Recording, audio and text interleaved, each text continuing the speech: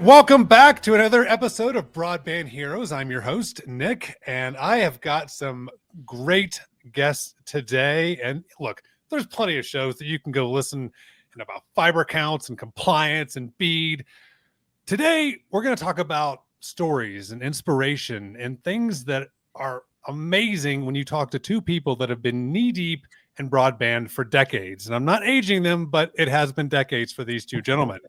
So before we get started, let's do a quick introductions. Jeff Fincannon at Zealous Edge and Mr. Brian Hollister at Bonfire. Why don't you guys do a quick introduction of just who you are and what you guys doing? Why don't you start with Jeff? Why don't we start with you? Jeff Fincannon. I've been in the business since 1979 as a kid, 13-year-old. And so I've pretty much done everything in the cable TV, phone industry pretty much. And then in the fiber, I started getting into fiber in the 90s. I've got a lot of experience doing that, but rural America sort of changed my life, even though I grew up working in rural America. But when I was really introduced to rural America, which is the electric co-op space where 3 homes a mile, 5 homes a mile, it changed my life a little bit. And I got very passionate about that. So I started this new venture here to kind of help that process.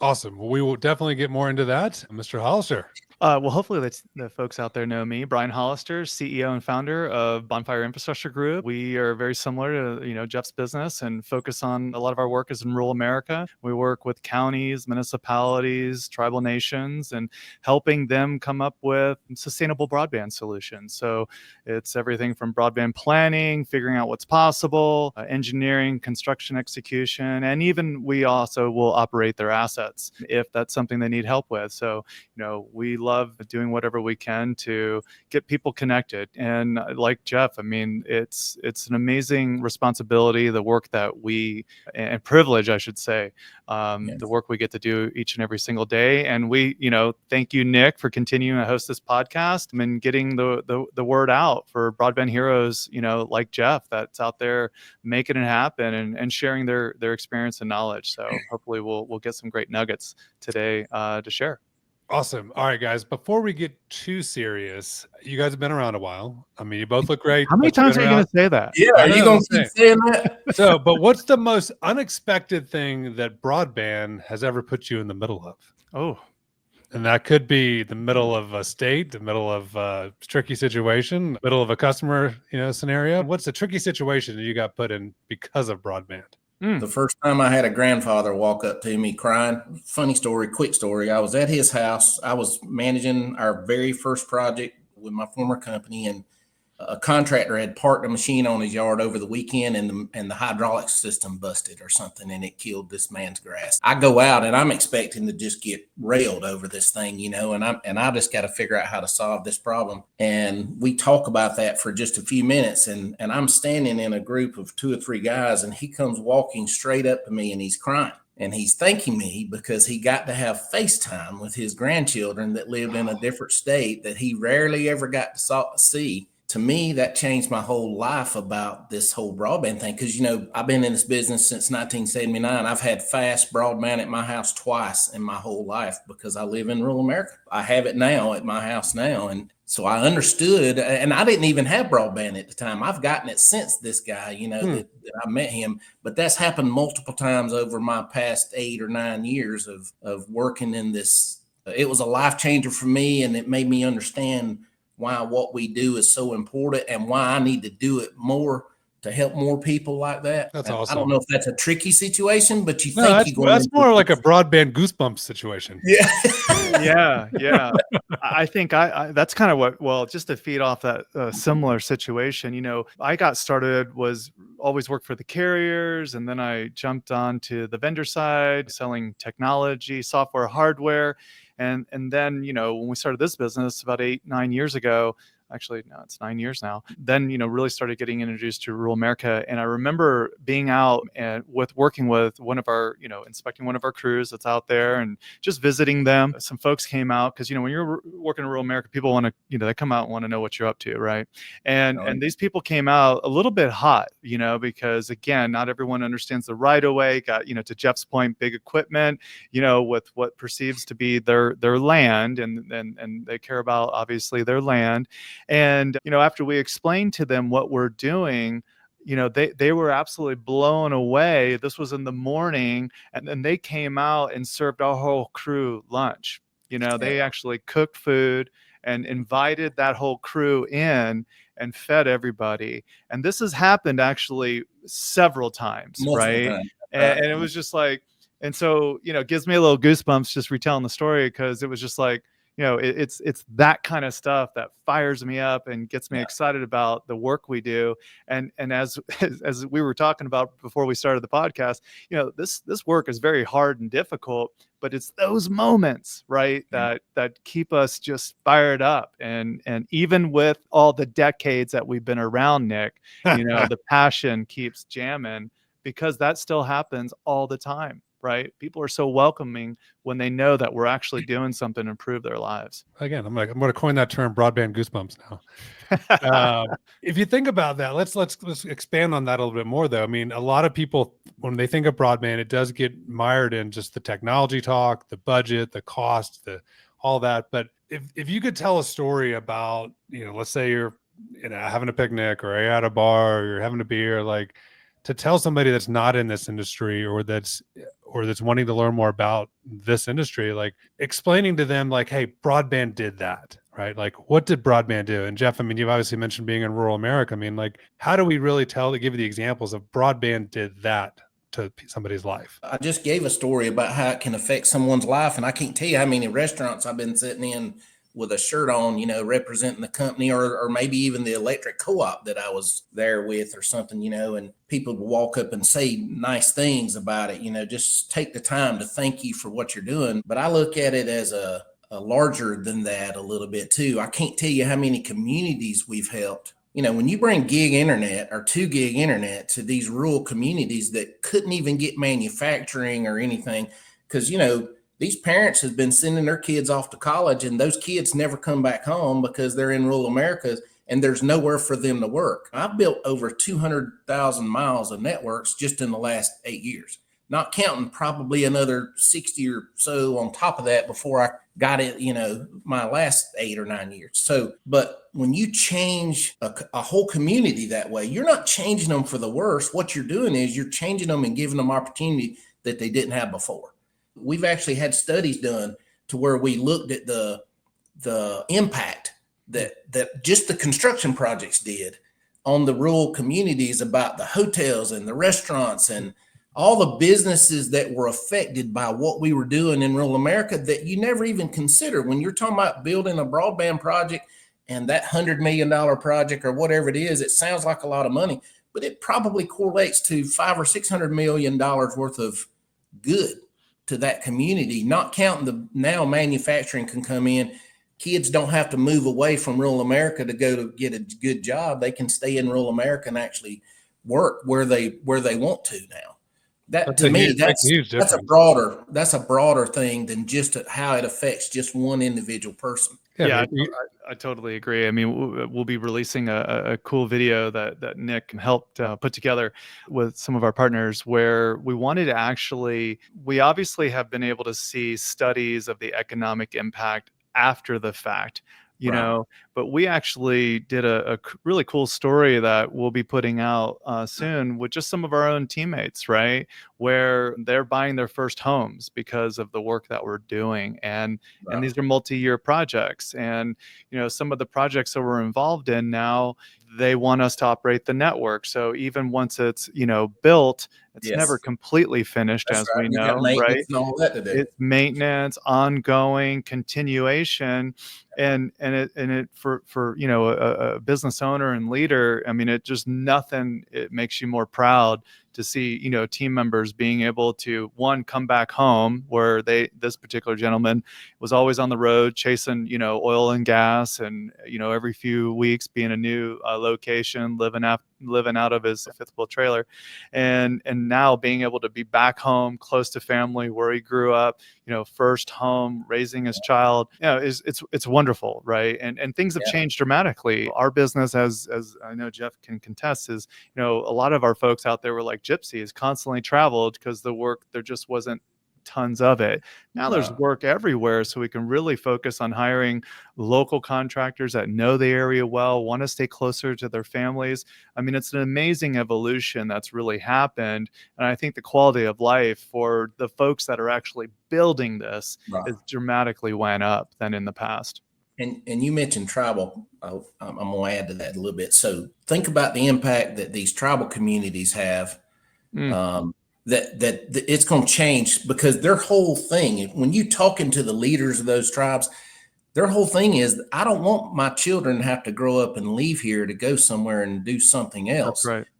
Anybody and you guys, I don't know what, I'm not working in tribal. I want to work in tribal. That's part of why I left and done what I did here, to make me more free to be able to do that kind of stuff. But I want to work in tribal, because that difference there is everything. Because now, in my mind, anybody that's working in tribal right now should have a training facility set up, hire tribal folks to come in, teach them every single part of the business: construction, splicing, engineering, call center, tech ops, all of those things. That ought to be like day one almost of setting that up before you actually start anything on that project, and start getting those folks trained up. Then you just start hiring them. And then at the end of that, when that project's over, if they want to travel with you, they can. But otherwise, there's going to be some day-to-day stuff they could stay and do right in that system. Now, the only thing that I saw is a lot of tribes think, oh, you're going to be able to put 400 people to work on this project. And that's not necessarily the case, because it may be you may be feeding 3,000 people or 2,000 people. Odds are you're going to have 25 people there working or something, so it's a little bit of a balance. But at the same time, I get so excited just thinking about what you can do for that tribal community, just not by getting them internet. I mean, that's one thing, but Yes. what you can do and impact the families and the growth of that community, to me, it's worth it all. Let's talk about talent. So as a You probably conversation, have to maybe talk to that's somebody else about that. yeah. The talent gap, I guess it's more of a question. I mean, that maybe isn't talked about a lot at some of these conferences. Are we set up to train the next generation of people to help build, deploy, maintain, or are we basically just recycling the same several hundred people that are going, on the road and installing? Like, do you guys see, I mean, you're both business owners. I mean, is that a problem? Are we running into a risk? I mean, for me, I definitely think there is a challenge, obviously, there.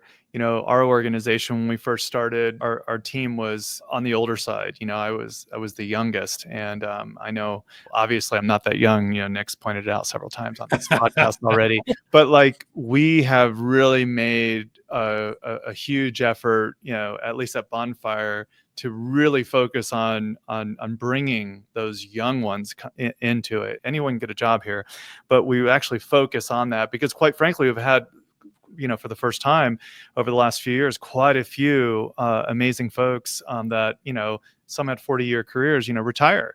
And so we've really got to focus on that transitioning, of all of that experience to the younger generation, because I mean, we all know we're not going to go down the bead rat hole on this podcast, but we know that is a great down payment in solving, this challenge. We'll be working on this stuff, and Jeff and I definitely will be retired, but that we need to pass the baton on. And so personally, to answer the question directly, we haven't really seen a huge challenge in that yet. We do get challenged, though, on particular projects where they're extremely rural, right? Where it's just trying to get someone local is very challenging. And we usually can find somebody, but they have to be willing to either relocate or something like that, or train the trainer kind of situation. But I mean, it definitely exists. And I do believe, if assuming BEAD continues strong and actually there is a lot of fiber work, I do believe we will see some of those challenges get exacerbated, definitely in the future. You get caught up when you're building, 100 miles a month on a project. You got a little time. My particular situation, we were building 1,000 miles a week. In order to build, I don't know if people realize what that looks like, but in order to build 1,000 miles a week, you gotta look at 35,000 poles a week of engineering change out 10 to 12% of those poles, or at least do make ready on 10 to 12% of those poles. Change out's probably in the closer to 8% range. And then you got to go do all that construction and all that QC and splicing and 600,000 closures that we spliced ourselves. And we built a school to train splicers, because I used a distributed tap technology. And when that first came along, there wasn't a lot of splicers out there that knew how to sort of deal with that. Even though it's the simplest technology it's the simplest design that there is, which is exactly why we stuck on it, because it made it duplicatable and scalable. So in order to grow whatever you're doing, I don't care what you're doing, you got to sort of make it scalable and duplicatable and easily duplicatable, because you don't have a lot of time to bring in a bunch of new guys and teach them how to run a project, where really you need somebody that's been in the business 10 years or 15 years managing a project when you're trying to build to that scale. But how do you, I guess, Jeff, how do you inspire somebody that's young? I mean, I guess that speaks to the culture of our industry, right? I mean, we obviously are all very inspired and passionate about broadband, but how do you, whether it's permitting, make-ready engineering, splicing, like how do you inspire the young people to actually care about this? You've got to build a culture around your business. Whoever the leader is in that business, and all of those leadership have to build that culture down into the business. And I mean, I'm not joking. I was the second employee at my last place, and there was 825 or 30 when I left. In a matter of 6 years or so, 500 of those people almost worked for me. The culture that went on there, and it's because of the rural America. Rural America made it easy to build that culture because of the things you were talking about a while ago about the people fixing the dinner. When you're out working on outages and lines get knocked down, people's treating you differently. So naturally, but what happened is we ended up creating this culture that people was knocking down our doors to come to work for us. You couldn't run nobody off. It was like working for Wonderland, or you know what I mean? I mean, it was just, but the reason that is though, is because we built a culture, a family-like culture into the business that made young people want to be a part of it, because they don't want to come on somewhere where it's boring and they're going to get tired, and they don't want to feel like they're stuck in the same position and they have no growth. So, man, I train everybody I talk to, and any of the leaders, I said, you've got to start training your replacement day one. The only way you can help people grow is you got to train them to be able to replace you. It's not that you're really wanting them to replace you right now, but if something happens to you or me, I don't want the business to suffer because I went away. I want people to be able to step right into my place and when I'm done. And if you can convince younger people, the lower leveled younger people, especially of that, they feel like they've got somewhere to go. And you're building a culture of growth in that business. It was unbelievable. I mean, and plus when you grow that fast, you're starting people at a PM level, for instance. And man, they're directors before you know it. You know what I mean? Plus you figure out their skills, you learn their skills. For the basics, splicing to me is basics a little bit in this business. We took splicers right out of high school. When we launched that splicing business, I teared up while I was doing the speech or whatever, to launch that business. Because while I was standing up there with the microphone in my hand, it hit me like a ton of bricks that I was changing a culture of people. What I was doing is I didn't say, hey, you can come to my business and graduate my class in 2 weeks. They graduate in 2 weeks. It's a 2-week class. They go through the 2-week class. They move out into the field. They work for another week or two with someone out in the field. And then they're making $125,000 a year. Straight out of you don't even need a high school education to come do that. So otherwise, those folks, I grew up in a time where most kids, I'm sorry that I'm going so long, but anyway, y'all, you tell me when to stop. Preach, brother. Keep it going. So I grew up in a culture where most kids followed their parents into whatever line of work they did. Right. My dad was in cotton mills, so I just assumed at some point in time I'd go into cotton mills. But because I got started at such a young age by a young man that moved into my neighborhood that my parents sort of took in because he was from out of state, and him and his wife, he just got married. He's 19. He just got married, but he owns his own contracting business. So he becomes like an older brother to me and my brother. And man, we just latch on and we become buddies. And the next thing you know, I'm out helping him work, so it changed my path a little bit to where I probably would have, and wouldn't have went anywhere in the cotton mill, probably, because all of that went away before I was ever 25 or 30, that my dad retired and that business shut down in my community anyway. So when you take people and change, you give them a different trajectory. What happens is now those kids that came in and because otherwise they're going to go to Burger King, Lowe's, and all this and make $20,000 or $30,000 a year. Now you're giving them access to a job that they can, because of the amount of work they do. It's not an hourly job. It paid commission, based on what you got done. So based on what you do, you can make 125. Now their kids is going to grow up wanting to point toward that. You see what I mean? Yeah. Not try to stay where they are, so I love that about it. I joked about it, like taking hamburger flippers, for instance, and not that there's anything wrong with hamburger flippers, but what I mean is you don't need a college education for that. Right. Take those kind of people and put them out to doing something in this business, and it can change their whole life, change their whole family's life. Their whole culture in that family could change from that point on. To me, the evolution of the trade is actually an amazing career. Absolutely. Right? In general, right? We're seeing that all over the place. 100%. Right. I think a lot of that, I totally agree with Jeff. People have to have purpose. I always think about purpose, and Nick, it's obviously not just the young people. You and I talk about purpose all the time, right? And everyone needs purpose, whether you're finding that, with your local church, or you're finding that within, the work you do, the volunteering. You have to get fulfillment in life. And of course, there's an aspect of fulfillment with, the KPI of how much money you're making and being able to live a decent life and taking care of your family.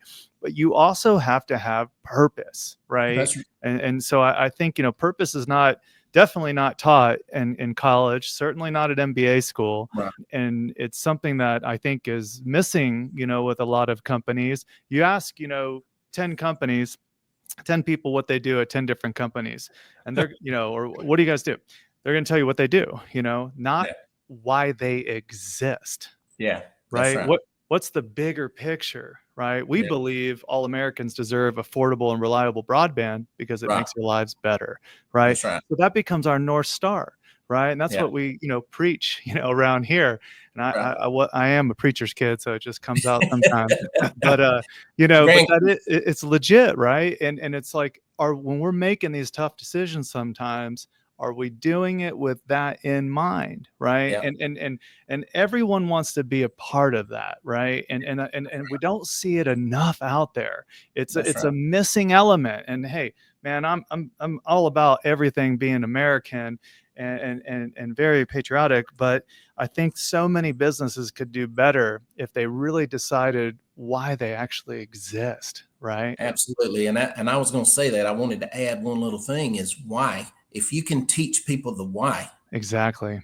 The how is natural. You can hand a 10-year-old or a 6-year-old a cell phone and they can wear that thing out. And same thing. So you don't have to teach the why, the how, as much as you have to get them to learn the why. If you can teach them the why, you'll never have to ask them to do anything, because if they get it and they get into the why, which is what you're talking about, so it becomes this thing that they want to figure out how to do the how.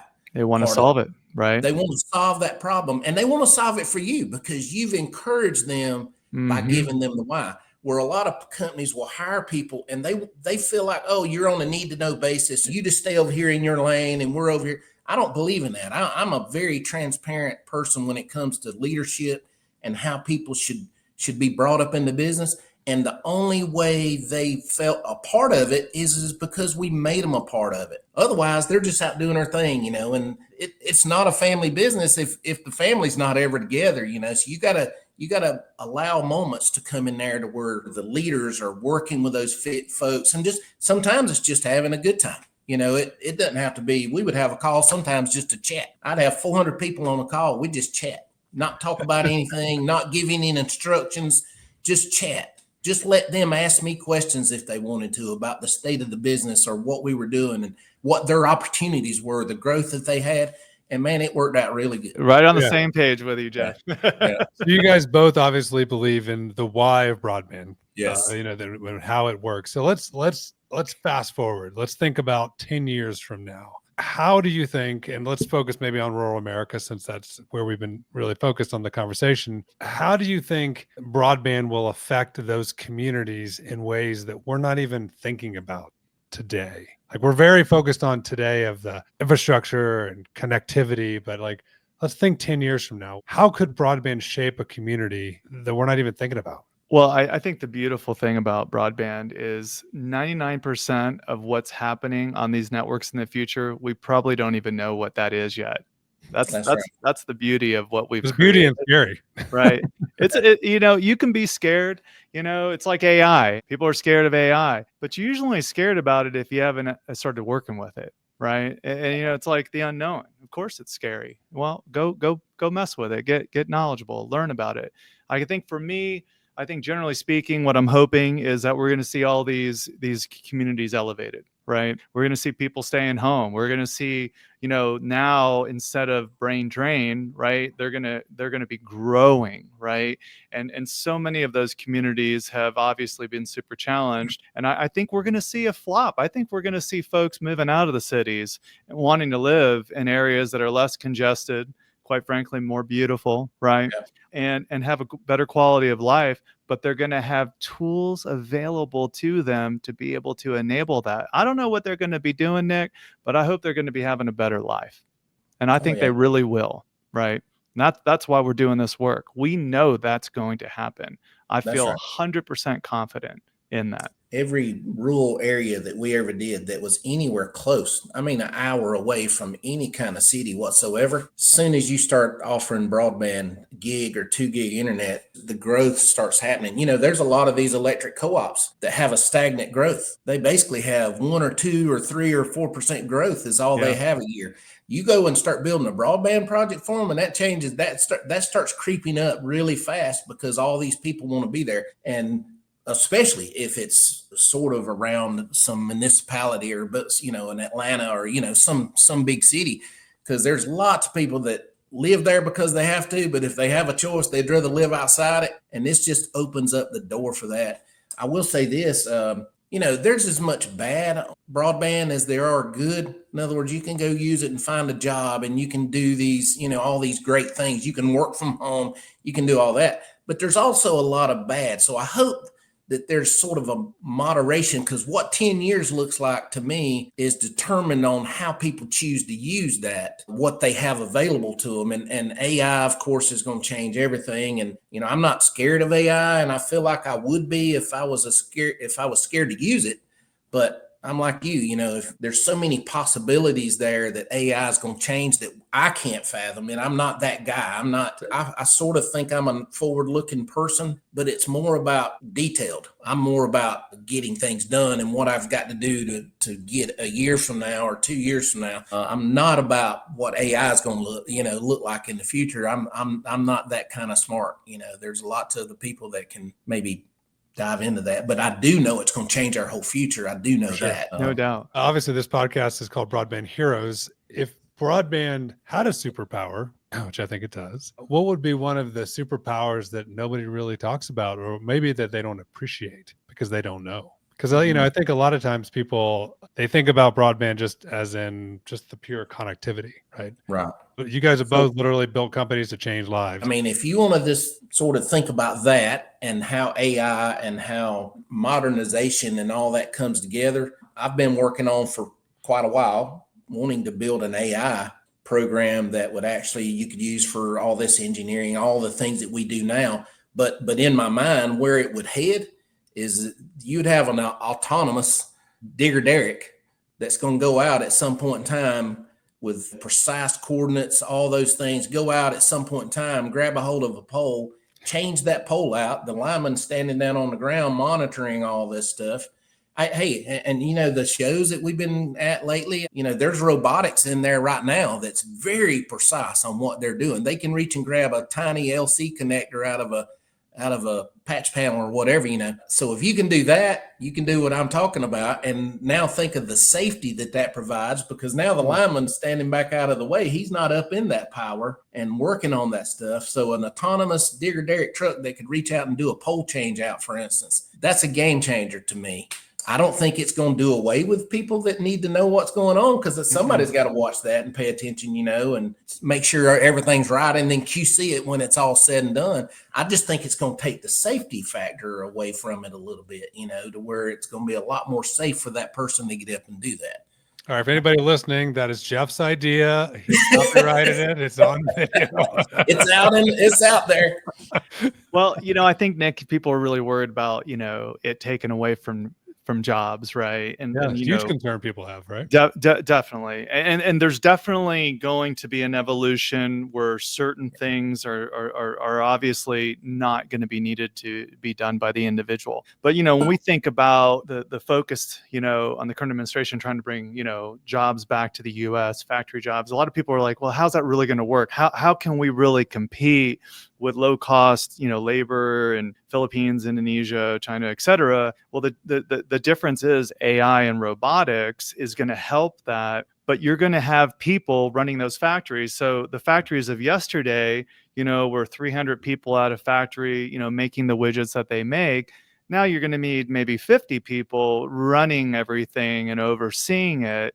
And what I think people need to, at least I think I believe this, is that is going to happen, and there's going to be a lot more opportunities for folks to be able to oversee that type of work that is not even available today, right? So I think we're going to have a lot more opportunity all over the country, because we're obviously very focused on bringing a lot of that back to our country, but that's how it's going to happen.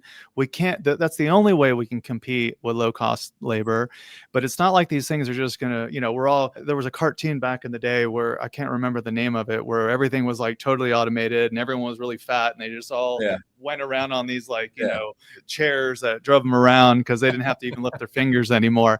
I don't think that ever happens. That's certainly not in our lifetime or our kids' lifetime. But I think you're going to have those types of opportunities, right, where humans are obviously helping to enable that and overseeing it. And like Jeff, I think it's going to be a lot safer for us. We're going to be able to do more. We're going to be able to do it more at a precision level. And we're going to have a ton of growth there. So I actually think we're probably living in the absolute most exciting time, because we've been building this infrastructure for internet, and now you have internet combined with the power of AI, and then you have also the power of cryptocurrency now, right? That is finally, with the latest executive orders, going to be backed by the US dollar and or treasuries.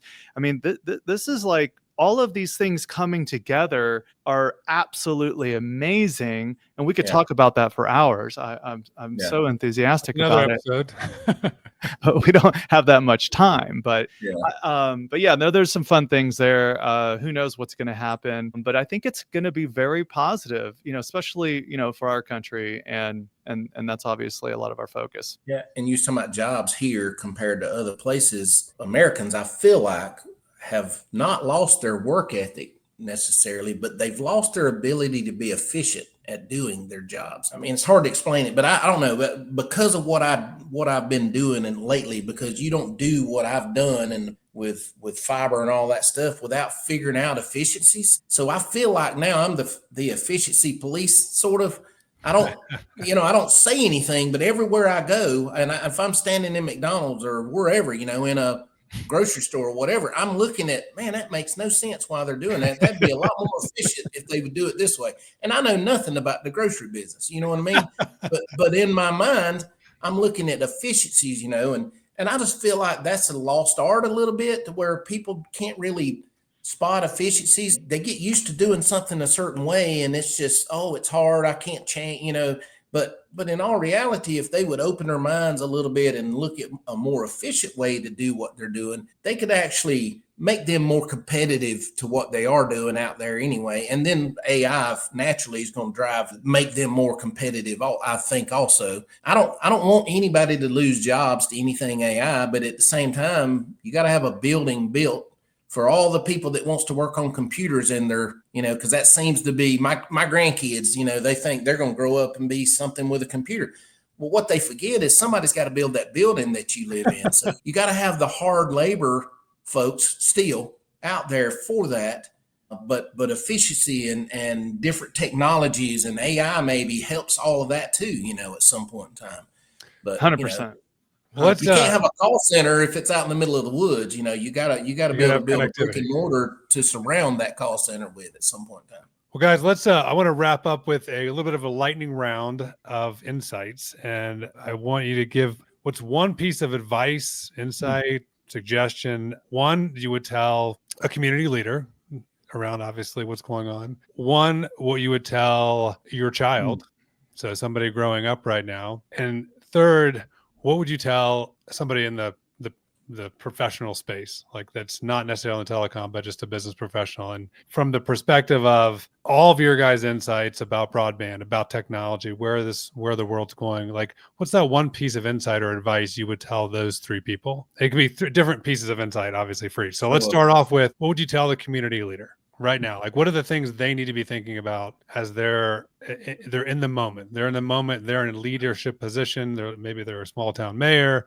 Maybe they're on the city council. Maybe they're just. What would you tell them? What should they be thinking? Is this somebody that's got broadband, or is this somewhere broadband's coming to? Could be either one. So if it's somewhere broadband's coming to, that community leader needs to be organizing. They need to take the leadership in bringing these electric co-ops, for instance, because I'm telling you, all the BEAD money you can imagine is going to electric co-op space. It just is. If it's in rural America, odds are it's electric co-op.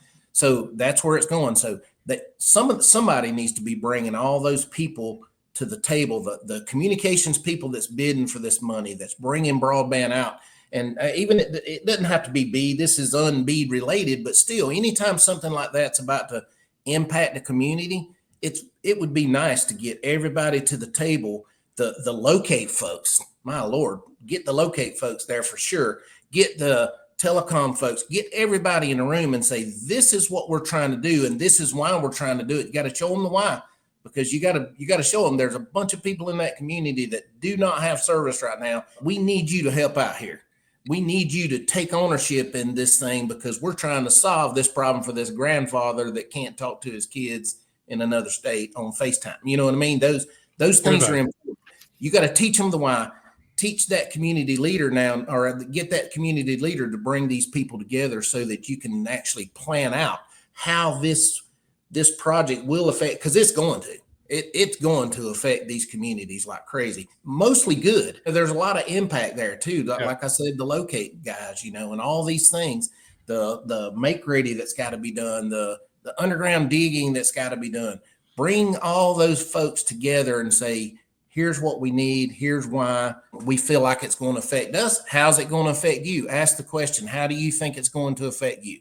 Just thinking in the same vein, right? Because we're obviously very focused on kind of the same area of work. Is I would tell community leaders that you need to lead. You need to be a part of this, whether you're building it and owning it yourself, right? Or you're going to work with other ISP overbuilders. You got to step up. You got to be a part of this, right? And where we've seen this successful is when community leaders step up and they become part of it, right? Yeah. Where they don't build and where it's becoming stagnant, or they're getting upset that, their area got redlined because they had one little part of town that made sense for an overbuilder. It's like, guys, you need to take responsibility. This is your job. This is your legacy and your role. And we understand that local government operates differently than the private sector, but local government can actually be the biggest piece of change that can enable change, right? And we need more of them to step up. They're so concerned about risk. And I totally get that. But the risk is not being a part of this, making it happen, right? If they go and this money goes to a different area, it's going to that area because someone else stood up. They're out there making it happen. They're cheerleading, right? And so we need every community leader, whether your community has 2,000 people, 700 people, or 10,000 or whatever, you got to stand up. You got to make it happen. We need you. When, companies like Jeff and ours come into your area, we need your help. We need you to help rally the folks, right? And Right. come together. We need you to help educate the community what's going to happen. If we don't have your help, it makes it super hard to actually effectively, make change happen. That's right. And in Odds many are they cases, know all the people that you and I don't anyway. So exactly. they can make introductions to the people that you need to talk to. Right. No, we named Bonfire because when people, because people like to come around a bonfire, right? And usually they're in a good mood, right? They're celebrating, they're having, fun, they're socializing. When we were actually thinking the name of our company, that's what we were actually doing. We were sitting around a big fire and we were trying to think of the name of the company, and that obviously came out of that discussion. And so it's like, guys, you've got to make this happen. We've worked with so many communities over the years, and some of those community projects take years to move forward because someone is not standing up, and every community needs a solid leader. I think we need to get Eminem to record a new song with a real broadband leader. Please stand up. Well, Nick, I'm sure you could produce that with right? AI tricks. One last question, Jeff. I don't know if you have children. I know Brian does, but he has to have children if he has grandchildren. I heard that earlier. Not sure how that would work. What's the one piece of advice or one thing that you would want to tell a young person today about broadband that would help them, I guess, just gain context or perspective as they're growing up? I mean, they could be in high school, middle school, whatever. What's that one nugget that you think that they should know, because they are growing up in a very different world than we have. Right. And so, and we've talked a lot about throughout this discussion around community and changing lives and inspiration, but there are the people that they're the next generation. So what do we want them to know about broadband as they're growing up? Broadband is not the end all be all. It's a tool. You've got to look at it as a tool. Like for a kid, they want 24/7 of it, somehow. They want internet somehow 24/7. And I don't believe that that's good for anyone.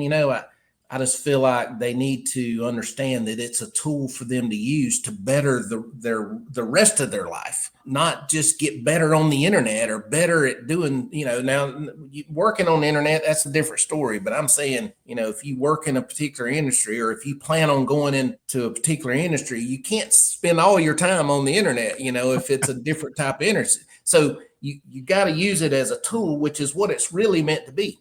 It's like a rake, or a shovel. Nobody's going to dig all day long, just because they have a shovel. So don't stay on the internet all day long just because you have internet. But learn to use it as the valuable tool that it is to take you to the next level of whatever it is that you're doing.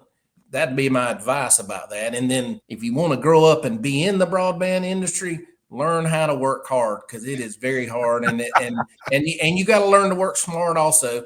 But for some reason, people think about AI and they think about the broadband industry and internet in general, that it's easier. It's nothing easier about it. It's very hard and very time consuming. You got to work. And that applies. I don't care if you make donuts for a living. Working hard is what God meant for us to do. And it's not accident that we have to work to actually make things happen. So just plan on working hard. You'll feel better about yourself. You'll feel better about what you're doing. The Lord will be happy about it, because that's what he designed us to do. All of that, to me, all at one time, just says work hard and use the tools that you have, Great advice. Well, as an older gentleman, I would say respect it. It's a privilege to have it. And with AI and all of this stuff, so many kids, they're never going to know what it's like to not have it. People think, oh, well, now because of AI, I don't have to go, high school, college, whatever it might be. That can be true for some individuals that have a strong work ethic, right? Because the A+ers out there, they're going to remain A+ers, and the C+ers, they're going to remain C+ers. And the A+ers are just going to get better with AI. The C+ers can level up, right? But if they don't have that work ethic, if they're not out there pushing it, I just had this conversation literally on Saturday with my child, my oldest one, right? I said, listen, we won't tell anybody. No, it's not being broadcast anywhere. No. Well, I said to him, listen, your dad wasn't the smartest guy when it came to school. I just wasn't so interested. Now at a later age, I love to learn. I mean, Nick, we talk about it all the time, right? Just constant learning. But when I was in high school, the grades just weren't, they sucked, right? I just barely got by because it was hard to get interested in things at that time for me. But what I told him, I said, you know what? But nobody will outwork your dad.